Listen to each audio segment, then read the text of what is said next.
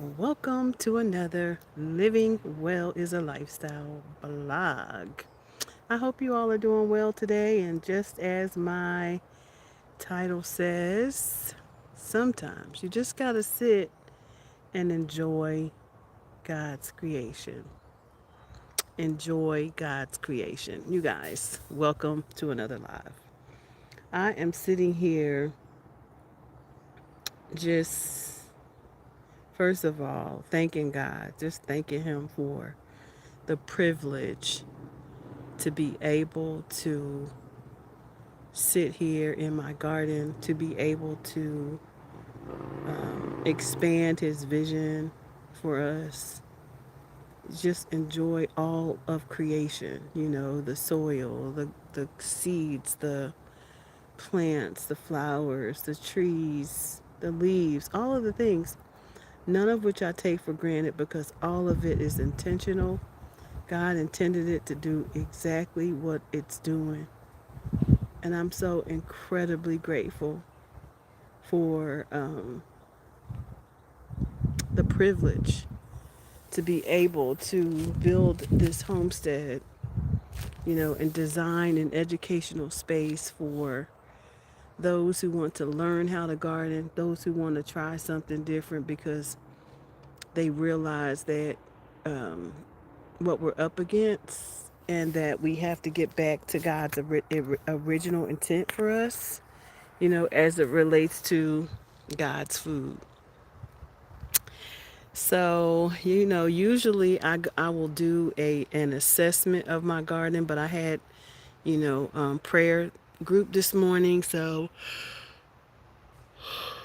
I got back in a little later,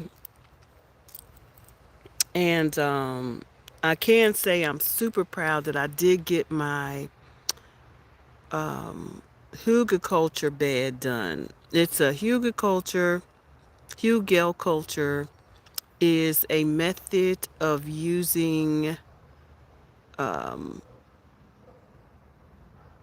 trees, tree stumps, things like that in the bottom of your beds, layered with green things, which gives it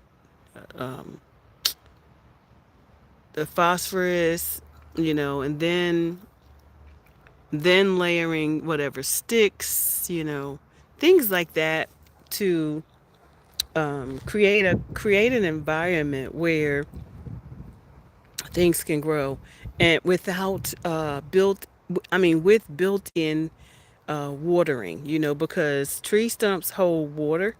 And when you put those at the bottom of the base of the bed, it increases the capacity of growing for that bed because it has the moisture of the logs. That's what it is, the logs, which I have a lot of on my property. But I finished it, and so I'm waiting for it to settle a bit because I only put like one wheelbarrow of soil on top.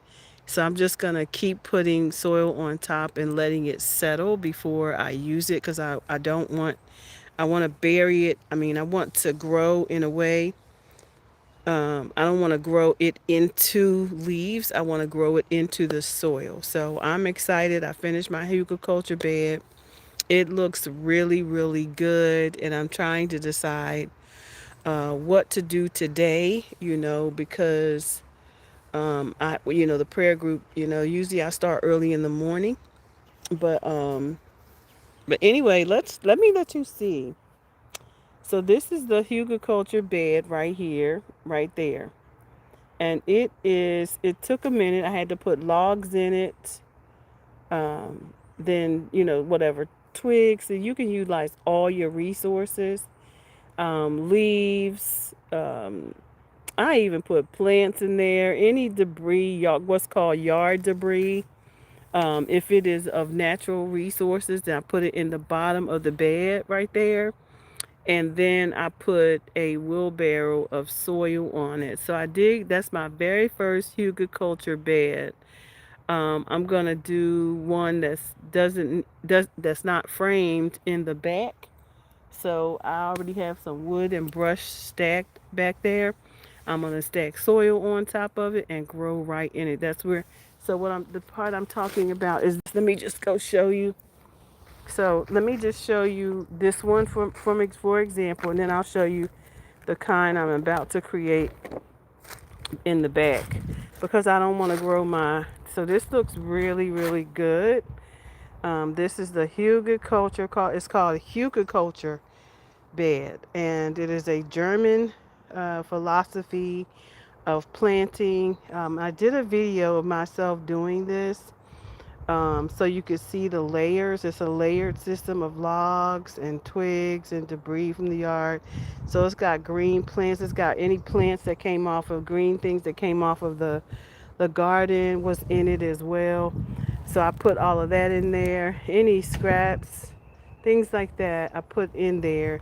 And then I topped it off with this soil. Now, I'm going to do the same thing in the bag, but let me show you.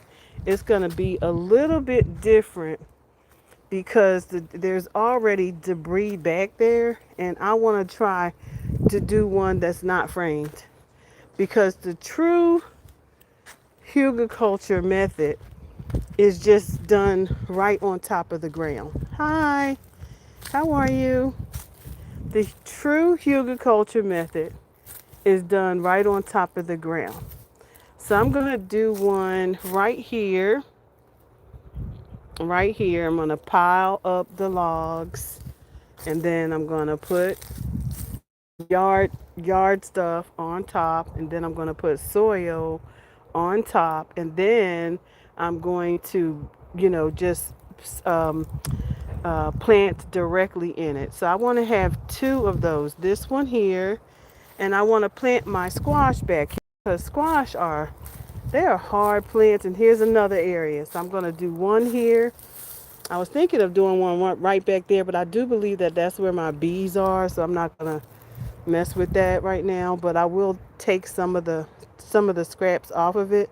I'll even use like that chair wood, just break it down. So we sometimes we throw things away that don't need to be thrown away and can be used. So this will be another, because it already has the leaves. This is where I do my piles of leaves in the winter. I'll put them back here because leaves are a great resource for your beds. So make sure that whatever resources you have is not trash. People bag up stuff. Cardboard, right. Cardboard is the weed blocker. So that's the very first thing that I put down inside that bed over there was the cardboard. So I put that down first, and then I put the logs on top of it. But we have to stop throwing away, thinking that the things we cut back, the things that, all of this is how I started. This yard was all grass. It was all grass. All grass, just a beautiful lawn, right? But I didn't want the grass. Well, I don't like to grow grass for what? It can't feed me, right? So my goal was to get rid of the grass. So I started with the wood chips. I had a load of wood chips that were dumped outside my fence. Every time I hear the tree cutters, I chase after the tree cutters and get the wood dumped. So I have a bunch of wood and things that I put back here. So most of my yard, this urban homestead, because I have chickens over there in the back. I'm gonna have some rabbits coming. These are all fruit. It's an oasis back here. But this area back here is where I dumped a lot of my trees, rubbish, and things like that, because I'm going to pile that up. But I also put in 12 new trees. So they are starting to bloom now. I'm super excited about that, because we want a permaculture. We're building, look at this Georgia peach. We are building a permaculture. And look at the bee. I see him. I see you, baby. Already here. I see y'all. Y'all see the bees? I got a treat coming up for y'all soon. I love that, because see, you got to put things out here for them, so that they can come and I see them, they're everywhere. And some of these are carpenter bees, though. Some of these bees just be out here eating the wood up, right? Those are dangerous, right? And they probably over there in that wood over there. But we're going to be, yeah. So today I was just sitting in the garden, in the middle of the garden, just really, just grateful, grateful for everything around me and the luxury and privilege to be able to sit here in the garden in this beautiful space that God has allowed me to steward. Um, it's a beautiful thing, and just watch things bloom. This is actually what you are looking at here is my winter garden. All of this is from the winter. Everything you see here is from the winter. Yeah. So I praise God for that. I praise God for his favor over my garden, because it was a really, really, really tough year for all of us, who were gardening. Many lost their crops because of the frost. But I'm truly grateful that I learned some new techniques this year. Every day is a lesson. Every day is a lesson. And now, to what's next, how to grow, how to, get a bumper harvest. And for me, I have a huge bumper harvest of green leafy vegetables. And so I am just, grateful. I'm just standing in gratefulness today because there's an abundance. Now the trees are coming in, and it's my hope that I get some fruit this year because many of these trees are more than a year old. They are like maybe 3 years old because they're pretty tall. I brought them, pretty big trees. They had to grow for a while. So I'm excited, and I hope that you are inspirationality. Inspirationality. Yeah, so again, I'm going to put up a video of how I put that bed together. Um, and some of the things I'm going to be doing today, I'm looking around to see what I can get done today that needs to be done as a prep because most of it is, getting prepped to do bigger things. And so I think I'm going to go ahead and move some logs over there and go ahead and build that bed out because I want that to go ahead and be ready. So if I need to dump more stuff over there, green things, green matter, shrubs, whatever it is that we are cutting down back here, and it's not a lot to cut down back here. Might have to trim a tree or two or trim a shrub, but even the shrubs go into the hugelkultur beds. Hugelkultur was a big deal, y'all. They tried to outlaw so many years ago. They tried to outlaw hugelkultur because they found that it was not using energy. And I just hate that we live in such a capitalistic society that will try to stop God's true nature. I just hate that we live in a society that just literally bleeds the human of everything.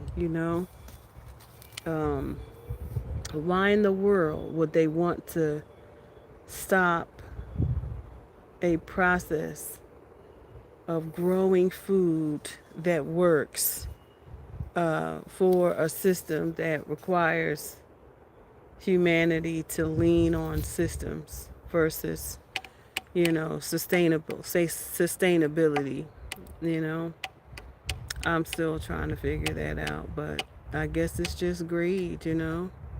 At the end of the day, it's just greed. So yeah, I'm sitting here enjoying the garden today. Not a whole lot to say.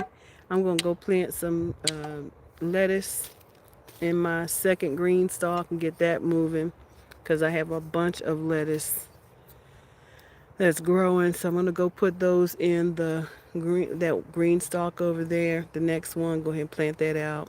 And then I think I'm gonna do that second bed back there of hugelkultur. I already showed how it's done, so I'm not gonna. I might show me in action, but not. I might while I'm live or something. But I won't be talking a lot on that video. Just really showing the process of hugelkultur is what it's called. I'm seeing right now the daffodils. It's amazing how last year I bought plants. Like I bought flowers, I bought plants, and they were perennials. And I was like, I'm not throwing this away. This plant is beautiful, but it's not supposed to be thrown away. It's supposed to be planted. Because, daffodils have bulbs and they will take over. They have rhizomes that grow under the ground and they just will be everywhere. So I took the one potted plant that I had. It was not plant, it was a potted flower of daffodils. And now I separated them and then I put them in different places. Hey, Dig for Health. Good to see you. And now I'm watching them pop up all over the yard. So we have to remember that. Do you know that everything has a seed? It should have a seed because it's supposed to be a seed. Everything is a seed bearing thing. And whenever I get a plant or anything, my first thing is to study the plant, and two, where is the seed? Where is the seed in the plant? Whether it's the seed in the flower or the seed in the vegetable or the seed in the fruit. Where do I find the seed? Because everything really is supposed to have seeds in it. And the fact that so many things are, GMO now, genetically modified, that the seeds are not in the new fruit. And not in. I'm watching this bee because I have to watch the bees. But I wonder where he's taking that pollen though, because I seen him go to the fence. I think he's building something over there. But yeah, my bees are here.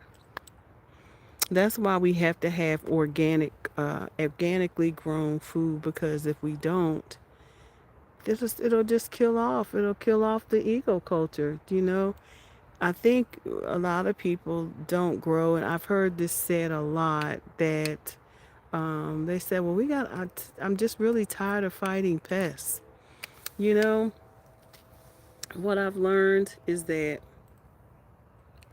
you have to be proactive and remember that they are here. This is their home. This is their habitat, the insects. But at the end of the day, the you can there are vegetables like, thank you, there are I mean, not vegetables, but flowers like you should be growing first. The onions, your marigolds, your nasturtiums, your garlic, your anything that lavender, anything that's resistant to loud smells, rosemary, things like that should precede any other type of plant that you grow.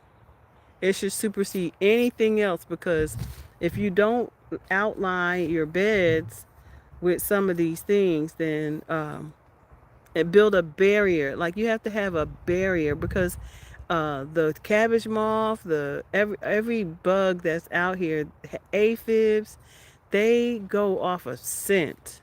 Like their senses is what they use to identify the plant that they want to lay on, right?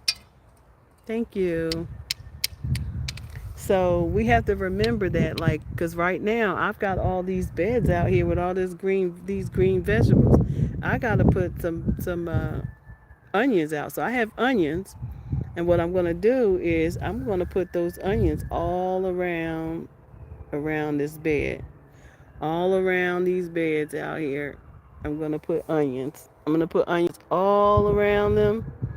those, all of those back there, this one back here. And I put onions all around them. And you see that lavender? I'm gonna put a pot of lavender at the head of each one of them because that lavender came from my front yard. But that lavender is a it's huge, and it's gonna give off and attract a lot of beneficial bees. It's gonna attract a lot of bees. Do y'all see that? Y'all see that lavender? That's the lavender I brought from my front yard. So I am, being creative right now about where I placed them because I was able to get them to survive. They didn't go through no transplant shock. I got one more. I got one in the bed back there. Um, yeah, we have to learn and then apply the things that we are learning so that our people can have factual information. And I am a local researcher, and what I don't know, I research because that is the whole point, to add value to the field. So I hope that what y'all will find here on this channel is my ability to add the value, add credible information to the channel so that we can thrive with the things that we're doing in the space that we're doing it. Why shouldn't we grow that? Or is that for your area? Or what variations? What does it say? What does the research say? What does the evidence say about a particular hybrid? What does the evidence say about cross pollination? What does it say about all of these things, right? And then be able to look at the research with a lens that says, oh, there's no internal validity here, or there's great external validity here, or this was done in a whole nother area. This is not applicable to, or it's an opportunity to do research because there is a gap because it's done in one area but not in another, right? So geographical location can get us some great science as well. So anyway, I just really came here again to just sitting in the middle of the garden. I might go take a nap actually before I get started because I was up very early this morning for my prayer group at church. So I'm going to um, maybe rest, have some lunch, and then I'll come back out and do some things because it's going to be warm. It's going to be warm this weekend. We're going to be in the 80s. I just ordered some netting for my beds because we not, even though it might feel like spring out here, we still had the possibility of frost up until April 15th in this area. And there's quite possibly will be another freeze. So I don't doubt it. So I'm going to prepare for it. So I bought us some netting to protect the beds from the pests as well. Oh, excuse me, to protect from the pests. And then I will cover them back up if I need to be. So I don't keep my covers far away. I keep them covers are right next to these beds until the winter is officially gone. But yeah, if you are interested in learning more and learning how to garden and would like support, we have a community right here. Just make sure that you are subscribed. If you want to share photos, share things that are going on in your garden, please do so in the community section um, of our YouTube. And one more thing. Um, I'm honestly looking at ways of making sure that I stay connected with all of you, even if we were under an attack of any kind.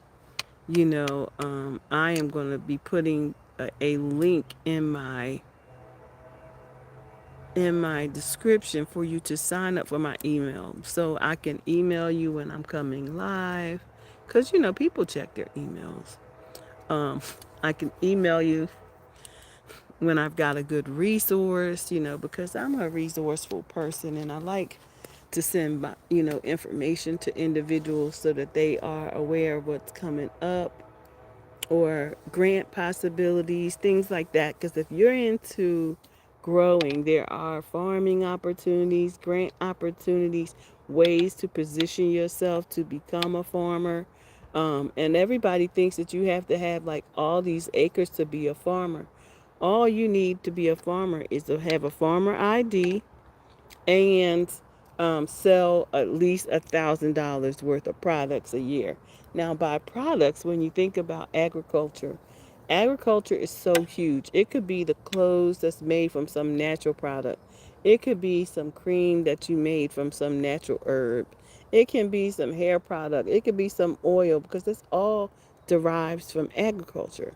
It could be vegetables on the side of your road, or it could be fruit preserves. It can be so many things. You said, did you lose any plants this winter? Nope, I didn't lose any. What you see is all winter because I covered them all up. Everything you see out here.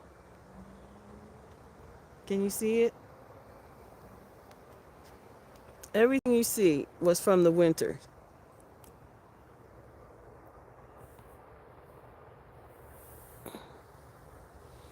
You lost a couple? Yeah, I covered up everything. You see those covers? I put those tea tents right there. I put them tents right there in place and I covered my vegetables. So I didn't lose anything. Nothing. Absolutely nothing. Oh, nope. Some tomatoes, but they weren't winter plants. And then what I started doing, Dig for Health, what I really started doing, which I found very helpful, was I started buying evergreen trees, evergreen shrubs. I really got into because this is a cottage garden. This is not just a food forest, but it's a cottage forest because I wanted things to stay green all year. And so I got into buying evergreen plants and evergreen trees and just planting them all around. Like you see that purple, I'm going to see if you can see this. I don't know, can you see that purple, those purple hedges right there? I got my green right there. That box is all perennials and it's all evergreen. So they did not die at all. I have two boxes over there. They're all evergreen. These are evergreen jasmine, even though they're brown right now, but they don't die. They're very strong. So I'm going to be building some vines. But I'm just waiting for things to kind of bloom because I have a lot of trees on this.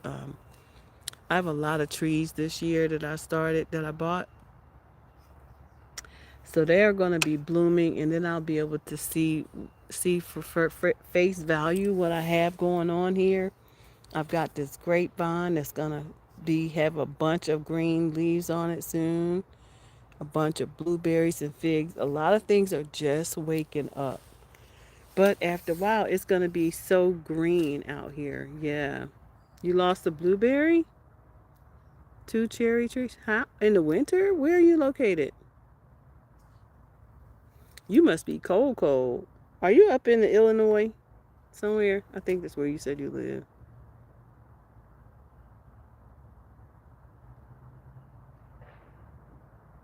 Where do you live? Is it Illinois?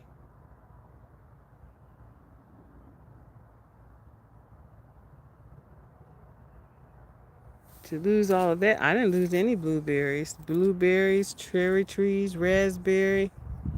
Georgia? What part of Georgia? If you don't mind my asking.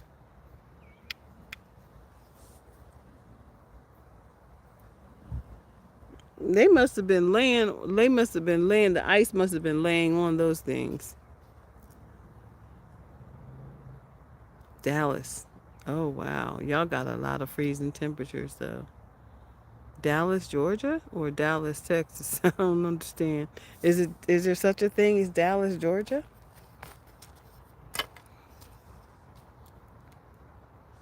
Well, anyway, I didn't let the frost lay on my stuff. I got out there and shoveled the snow, shoveled it up, pulled up all the beds. I said, they're going to live. Everything's going to live. I'm going to pull it up. I'm not going to let the snow lay on my plants because they're going to die if I don't. From the Georgia, yes. Okay. Yeah, that's surprising because you're in the deep south. You're deeper than I am. I'm in North Carolina. And so, yeah, I find that surprising. Were they big blackberries, and you said you lost blueberries, two cherry trees. Oh wow, you lost a lot. You gotta restore it, dig for health. He will restore it. Did you try cutting it back or scratching the wood to see if it was still alive?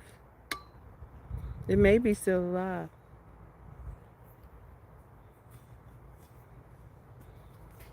It may have gotten burned, but it may still be alive.